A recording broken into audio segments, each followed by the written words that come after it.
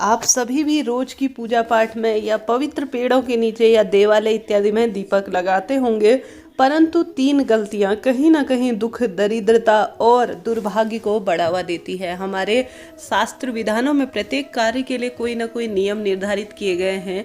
हम सभी जानते हैं कि जब भी दीपक प्रज्वलित होता है तो यह सभी उपायों में सर्वप्रथम पूजा पाठ में यह सर्वप्रथम कार्य किया जाता है। आप सभी को भी विदित कराते हुए चलो, दीपक प्रज्वलित होता है तो सभी देवी देवता हमारे घर पर आमंत्रित होते हैं। जिस घर में सुबह शाम दीपक प्रज्वलित होता है उस घर में दुख, दरिद्रता कभी नहीं आती और न ही नकारात्मकता उस घर में वास करती है। तो प्रत्येक घर में कुछ भी नहीं कर सके तो रोज दीपक लगाने का नियम तो जरूर से लेना चाहिए। परंतु कुछ सरल साधारण सी गलतियां कहीं ना कहीं पूजा पाठ के फल को दुष्फल कर देती है।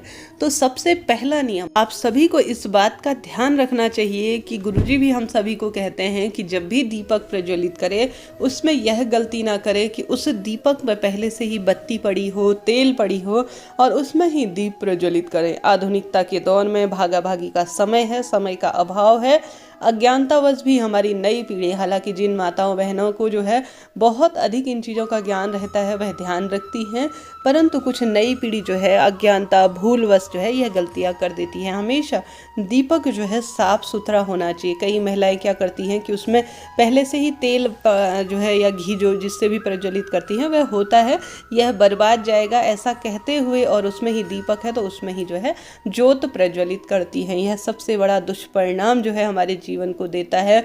वह जो है एक तरह से दूषित हो गया है, उसे जो है जूठा कर लिया गया है।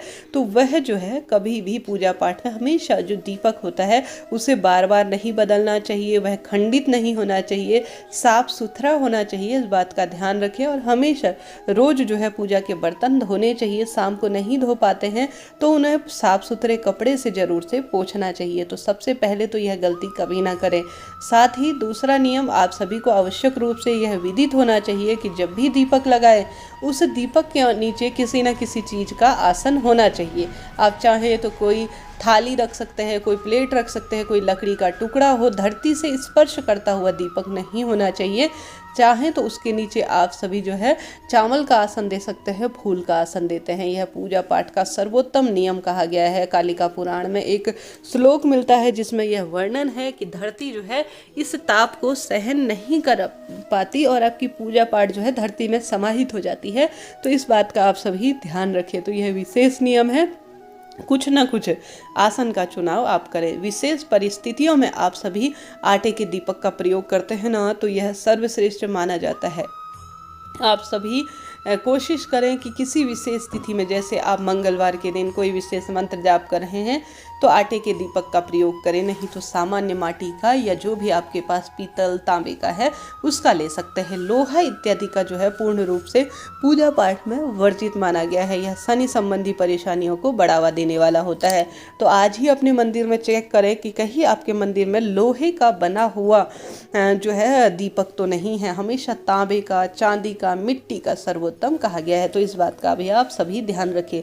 हमेशा देवी मैया के नाम की जो बत्ती होती है वह लंबी बत्ती और जो देव पुरुष होते हैं उनके नाम की गोल बत्ती का शास्त्र विधान कहा गया है। तो इस नियम को भी आप सभी हमेशा ध्यान रखें। अब इसके बाद बारी आती है जो हमारे बच्चे हैं वह इस बात का ध्यान रखें कि हमेशा दीपक का मुख उत्तर दिशा या पूर्व दिशा की ओर होना चाहिए। भूलकर भी दक्षिण दिशा की ओर कभी भी दीपक का मुख जो है ना हो, इस बात का ध्यान रखें। हमेशा ही आपने भी गुरुजी के प्रवचन या शास्त्रों का अध्ययन किया हो तो उसमें वर्णन है जो है जनहानि और धन हानि को आमंत्रित करता है जिस घर में दक्षिण दिशा की ओर मुख दीपक का होता है। हमेशा पितरों की दिशा जो है दक्षिण मानी जाती है। जो पितरों के नाम का दीपक लगता है तो वह दक्षिण दिशा की ओर होता है। कभी भी देवी मैया या जो भी आप अपने देवताओं के नाम का सामान्य दीपक या किसी वृक्ष के नीचे लगा रहे हैं तो उसका मुख दक्षिण दिशा की ओर ना हो, इस बात का आप सभी ध्यान रखें। साथ ही किसी का दिल दुखाकर, किसी से चोरी चकारी, अपने गलत तरीके से शास्त्र विधान कहता है घर में किसी भी पूजा पाठ या अन्न इत्यादि नहीं लाना चाहिए। किसी का मन दुखाकर की गई पूजा, कोई दान पुण्य कभी फल देने वाला नहीं होता, उल्टा वह घर में दुर्भाग्य लेकर आता है। भले ही आप पूजा पाठ कम करें, भगवान को भोग कम लगाएं, परंतु वह ईमानदारी और दूसरों की मदद करके ही प्रभु की कल्पना करते हैं, आराधना करते हैं, उनका ध्यान करते हैं, तो वह ज़्यादा फल देने वाला माना जाता है। तो इस नियम का भी आप सभी जरूर से ध्यान रखें।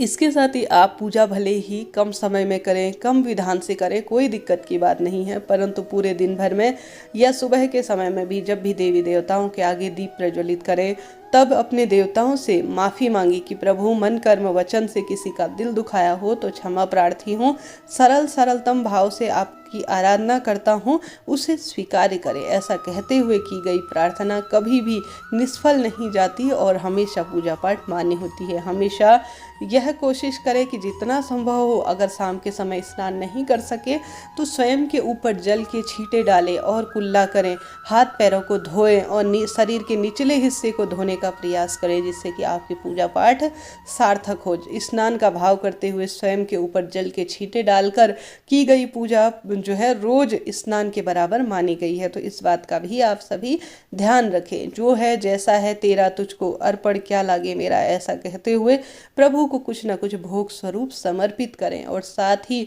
आप सभी आवश्यक रूप से इस बात का ध्यान रखें कि जितना संभव हो प्रभु का नाम स्मरण, ध्यान, भजन जब भी दीपक प्रज्वलित करें तो थोड़ी देर कोशिश करें कि प्रभु भक्ति में ही आपका कीमती समय जाए। यह नहीं कि दीपक प्रज्वलित कर रहे हैं तो ध्यान कहीं और हो। तो यह छोटे छोटे से नियम हैं, यह छोटे छोटे से जो है दीपक लगाने के गलतियां हैं जो कई लोग कर बैठते हैं। साथ ही कभी भी दीपक से दीपक प्रज्वलित ना हो, इस बात का ध्यान रखें।